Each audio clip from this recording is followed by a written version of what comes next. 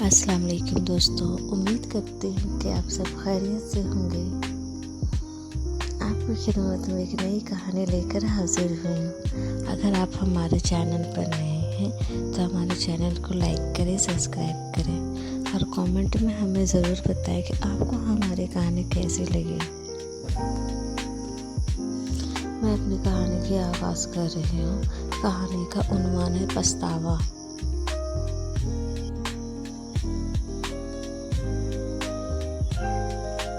برسات کی خوبصورتی اور ذائقے دار پھلوں کے ساتھ ختم ہو چکا تھا۔ درختوں کے پتے تیزی سے گر رہے تھے اور سردیوں کی آمد تھی۔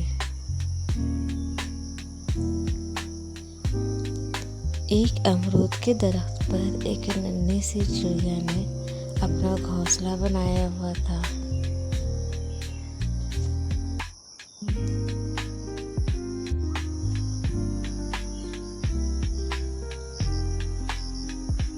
چڑیا کا نام ہیبل تھا۔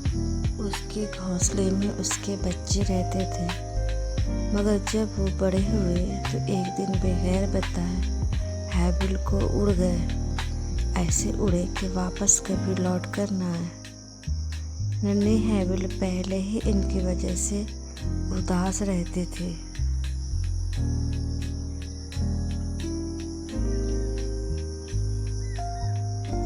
اور پھر جب سردیوں کی موسم آئی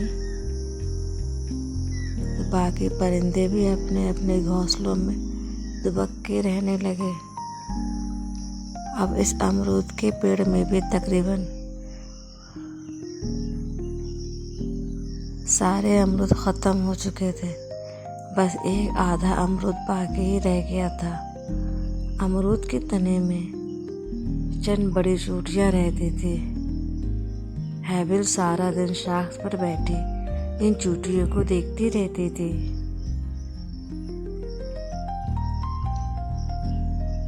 سردیوں میں جب کبھی چوٹیوں کا راشن ختم ہو جاتا تو وہ ہیبل سے امرود مانگنے آ جاتے۔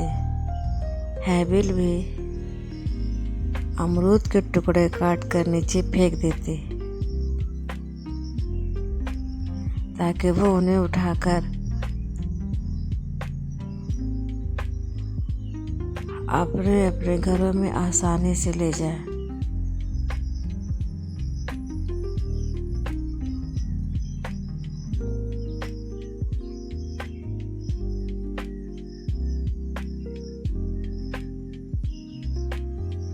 ہیبل کی چند بڑی چوٹیوں سے دوستی ہو گئی تھی۔ اس کی دوستوں میں چینی، کینی اور منی شامل تھے۔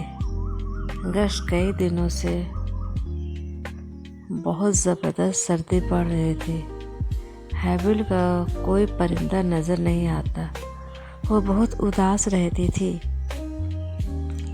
اس کا دل چاہتا تھا کسی دوست سے باتیں کرے، مگر کوئی بھی اس سے باتیں کرنے کے لیے نہیں ملتا تھا اور نہیں آتا تھا اس کے پاس۔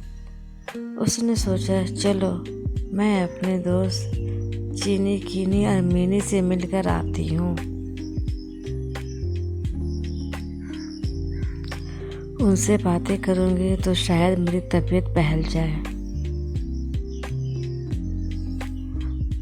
بہت کوششوں کے بعد ہیبل نیچے آئی اور چوٹیوں کے بل کے باہر آ کر آواز دینے لگی، چینی باہر آؤ، کینی باہر آؤ، میں ہوں ہیبل۔ پر کوئی بھی اپنے نرم و ملائم گرم بستر کو چھوڑ کر باہر نہ آیا۔ اس نے تھوڑی دیر کے بعد پھر آواز دی کہ دیکھو، مجھے تمہاری ضرورت ہے، تم جلدی سے باہر آ جاؤ۔ مگر وہ سب تو اپنے اپنے بستر پر لیٹی مزے لے رہی تھی اور گرمیوں کے بچے شدے پھل، خوش میوے اور بہت سارے مزیدار لطف انداز ہو کر کھانا کھا کر مست تھی اپنے اپنے بستروں میں، اور کوئی بھی ہیبل کی آواز پہ جواب نہیں دے رہا تھا، اور نہ ہی کوئی اس کی بات سننے کے لیے آئی۔ کئی دن گزر گئے، ہیبل کمزور ہوتی جا رہی تھی، کوئی انسان باہر نہیں دکھتا تھا۔ مہینے بھر سے شدید دھند اور سردی نے انسانوں کو بھی اپنے اپنے گھروں میں قید کر دیا۔ کچھ لوگ بیماریوں کے خوف سے باہر نہیں نکلتے۔ ہیبل بیچاری کا سردی اور اداسی سے یہ حال ہو گیا تھا کہ وہ اٹھ کر چل بھی نہیں سکتی تھی، کچھ کھانے کو بھی دل نہیں چاہتا تھا۔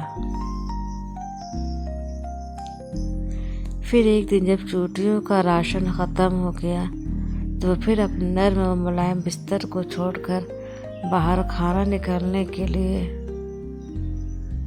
آ گئی، مگر ہر طرف طوفانی بارش اور تیز ہواؤں اور پیڑ کے باہر پانی جمع ہو گیا تھا، یہاں تک کہ پانی چوٹیوں کے بل میں بھی گھس آیا، اور وہ ان کا سب کھانا بھی پانیوں میں بہہ گیا۔ چوٹیاں سر پر پاؤں رکھ کر باہر بھاگی، اب سوائے پیڑ پہ چڑھنے کے کوئی دوسرا راستہ نہ بچا تھا۔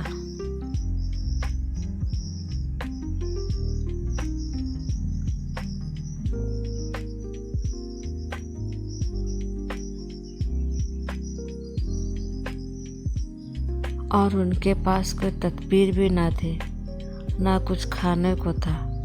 اب وہ جلدی جلدی گھونسلے کے پاس گئی اور ہیبل کو آواز دینے لگی، مگر کوئی جواب نہیں آیا۔ شیرنی نے آگے بڑھ کر دیکھا تو وہ اوندھے منہ گری ہوئی تھی۔ تینوں نے اندر جا کر اسے سیدھا کیا، مگر وہ تو بے سدھ پڑی رہی، کیونکہ اسے اس دنیا فانی سے گزرے ہوئے 2 دن ہو چکے تھے۔ اس کے پاس چند ٹکڑے امرود کے ویسے ہی پڑے ہوئے تھے۔ پھر ان چوٹیوں کو خیال آیا شاید اس دن ہیبل ان کے لیے کھانا لائی ہو، مگر انہوں نے گرم بستر سے اٹھ کر ہیبل کی بات نہ سنی۔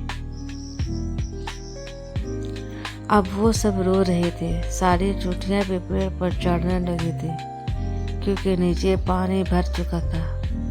اب آسمان پر بادل گرج رہے تھے اور پھر بارش بھی شدید ہونے لگی۔ سب نے مل کر ہیبل کے گھونسلوں میں پناہ لی، مگر اب وہ بہت زیادہ دکھی تھی۔ ہیبل کتنی اچھی تھی، انہیں کھانا بھی دیتی تھی، اب جب وہ مر گئی تو بھی اس کو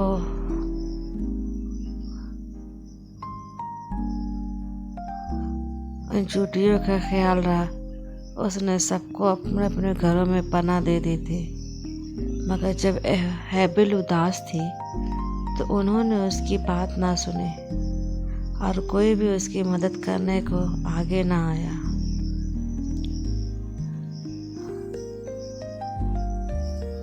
ساری چوٹیوں نے کہا، یا اللہ ہمیں معاف کر دینا، ہم نے اپنے دوست کی پریشانی میں کوئی بھی مدد نہ کی، مگر اب ان کے پاس رونے کے سوا کوئی چارہ نہ تھا۔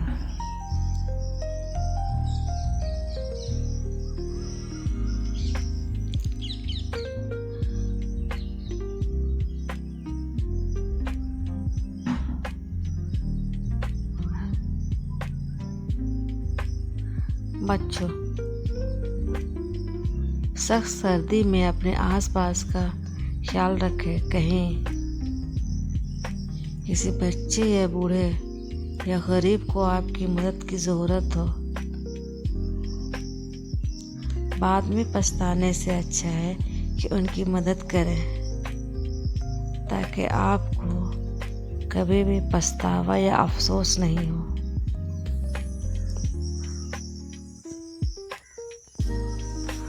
امید کرتی ہوں کہ آپ کو میری یہ کہانی ضرور پسند آئی ہوگی۔ اگر پسند آئی ہو تو ہمیں لائک، کامنٹ اور سبسکرائب ضرور کریں اور ہمیں اپنی رائے ظاہر کریں۔ انشاءاللہ میں بہت جلد آپ کی خدمت میں ایک نئی کہانی لے کر پھر سے حاضر ہوں گی۔ تب تک کے لیے اللہ حافظ۔